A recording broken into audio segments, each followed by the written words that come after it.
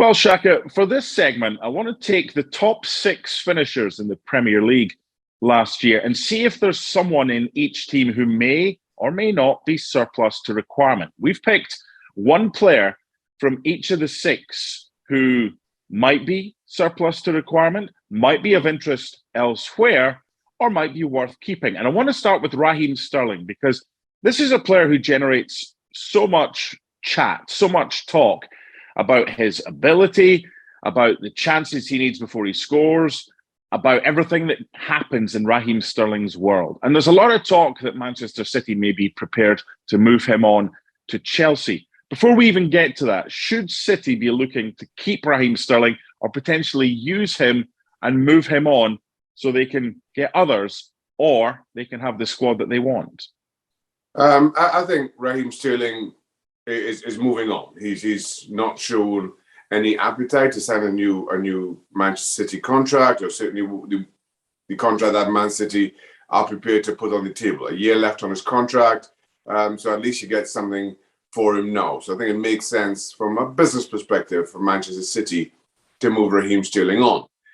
Here's the thing with Raheem Sterling. I think everybody understands the impact that he can have on games just purely because of his pace. And when you have somebody on the park with the pace of Raheem Sterling, you have to defend differently. Regardless of what you think of him as a player or as a finisher, you have to defend differently when he's on the park. The thing for Raheem Sterling, and that which I think is the uncertainty around signing him, around how high you're willing to go in terms of transfer fee, and he would command quite a salary, is we all remember the Raheem Sterling of what was it, 2 seasons ago, where I think he got 20 league goals. He was he in double digits for the Champions League as well? And then in 2 seasons previous, he just about hit that same mark combined. He just has regressed in terms of the efficiency of his following. So while if you're getting the Raheem Sterling of, what was that, 2019, 2020, he's worth every penny that you may have to pay for him this summer. The Raheem Sterling that we've seen since, I'm not sure that you're going to go that high. So it becomes a battle of wills that I'll take a chance, but I'm not going to go as high as I'm pretty sure Raheem Sterling can. Wants to go, or probably even City has gone thus far. Okay, we're going to do this with each of the 6 players. Keep him or move him on. Raheem Sterling.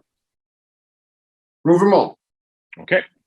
Liverpool. Got a few fringe players, and it'll be interesting to see what happens middle to front next season with no Sadio Mane, but with the arrival of Darwin Núñez and also some of the other talent that they have in there. Alex Oxlade-Chamberlain, though, a bit of a fringe player. 28 years old now. If you were him, you're at Liverpool, one of the biggest clubs in the world. You're not going to play week in, week out. Are you happy with your lot right now, being a fringe player at a fantastic football club?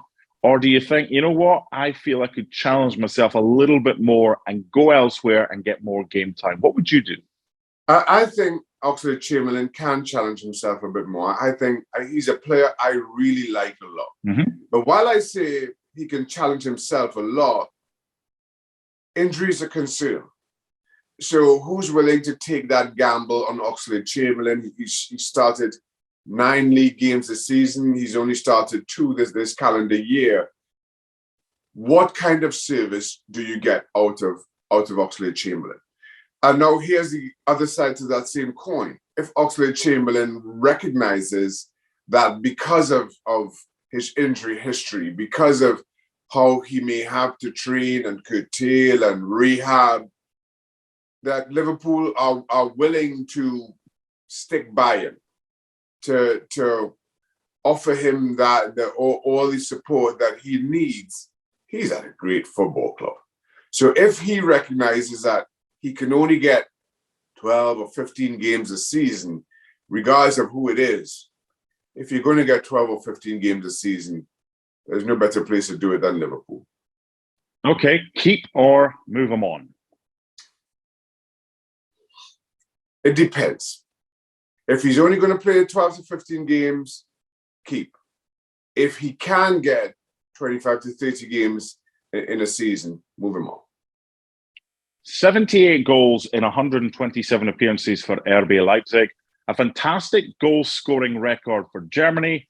But Timo Werner at Chelsea isn't the RB Leipzig striker that Chelsea thought they were getting. Isn't really the Germany striker that Chelsea thought they were getting. Should they keep him? Should they finally just say, you know what, it just isn't working? Or do they keep persevering with a talented kid that might be a confidence player, but he's not getting enough game time? What do you do with Timo Werner if you're Thomas Tuchel? Move him on. Move him on. I think his confidence is shot. I go straight back to RB Leipzig and say, what are you willing to do here? He clearly was settled there. You saw the best of his football there. Maybe he can go back, refine his confidence, refine the form that saw him and that saw him catapult into the Germany team and be as significant a member in it. Maybe that also serves Germany in a way that they need him to be going into the 2022 World Cup. I just don't see how that turns around, how it turns around for Werner at Chelsea. I've got a funny feeling I know what the answer to this is going to be, because it's kind of already happened. Tanguy and Ndombele spent the second half of last season on loan at Lyon. That is maybe an admission from Antonio Conte and from Spurs. Your future might lie elsewhere. They've just signed a very talented player, Yves Bissouma, from Brighton. They've already got Pierre Højbjerg. So what happens to Tanguy and Ndombele and his future at Tottenham Hotspur, Shaq? Move him on. My only concern here is, where does he go? I think Ndombele is an incredibly talented footballer. Maybe it just wasn't a good fit. Of course, there's a lot of rumor and speculation about his attitude, which I don't necessarily buy into.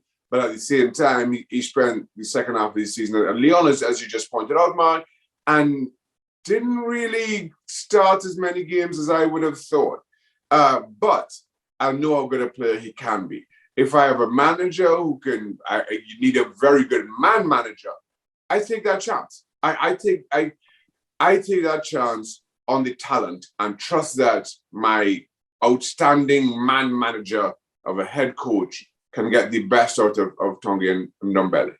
I'm going to take you back 3 years, Shaka. And in 2019, you'll not remember it, I had to be kind of prompted to this. You and I did a transfer rater at the time on Nicolas Pepe, moving from Lille to Arsenal. And we both agreed that the form he was showing at Lille, he would be an asset to Arsenal. Now, you and I have both seen Nicolas Pepe at his best at times at Arsenal and thought, this kid's a player. We've also seen him, maybe not at his worst, but kind of, well, who is this kid? This isn't the guy that we thought we were getting at Lille. So what do Arsenal do with Nicolas Pepe in a side that's full of young talent, middle to front and attacking threat, but you don't know, as someone once said, if you're getting Pelly or Smelly? Move him on. I'll be really frank with you. And as much as we may have seen the good Nicolas Pepe from time to time, that time to time has been few and far between. And I don't think his body language suggests that he's happy, that he's settled in, that he's enjoying football at all at Arsenal. I was at St. James's Park for Newcastle's last home game of the season, where Newcastle beat Arsenal 2-0. And let me tell you, I was there with a friend of mine who's an Arsenal fan, and Nicolas Pepe, who came off the bench, trying to have an impact in a game that Arsenal had to win. If you're an Arsenal fan, you couldn't have been more disappointed. If you're a Newcastle fan, you couldn't have been more delighted to see him and his performance. It just felt like he was not going to have. He was more liability to Arsenal, and you knew he was not going to have an impact as Arteta had hoped and Arsenal had needed.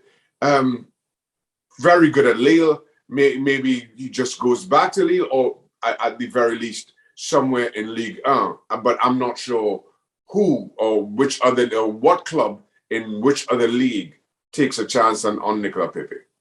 There isn't much up here, right? You were the one that coined the phrase, he's got more hair products than hair. Thank you for that, because that's kind of stuck. I used to have a lot more, but I pulled a lot of it out because of Anthony Martial, right? This is a player who's got so much talent. And I thought, you know what? He's on loan at Sevilla last season. We on ESPN, you and I and the rest of the gang, do La Liga. I thought, okay, this is a right opportunity for a kid. He didn't take it. He played just a handful. He didn't look interested. He wasn't fit for a lot of the time as well. I've seen him at his best through the middle for Manchester United. You're like, how did he just do that? I've seen him at his worst. What do you do with Anthony Martial if you're Manchester United? If you're Manchester United, you move him on as best you can. The trouble is, Mark, I don't know who takes that chance. No. Incredibly talented. You're absolutely right. Incredibly talented footballer. But given how hard he pushed for that move to Sevilla in January, you thought, okay, he's just not happy, hasn't settled at Old Trafford for whatever reason. We just discussed it could be anything, but it just hasn't worked. And he pushed really hard for that loan move.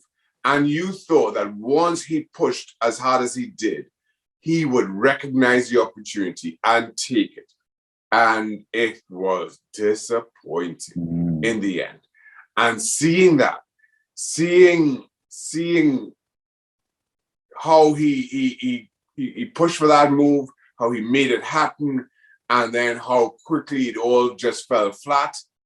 If I'm a buying club, I don't know why I take the chance. I really don't. I really do not. And then on very good money at Manchester United. So unless Manchester United are willing to subsidize to the tune of 75, 80% of his wages, I think they're stuck with it. So the answer is move him on, but I know full well that in my moving him on, my being Manchester United, I'm not really moving on. I'm stuck with his salary for the most part. Thanks so much for watching ESPN on YouTube. And for more sports highlights and analysis, be sure to download the ESPN app. And for premium content and live streaming, subscribe to ESPN Plus.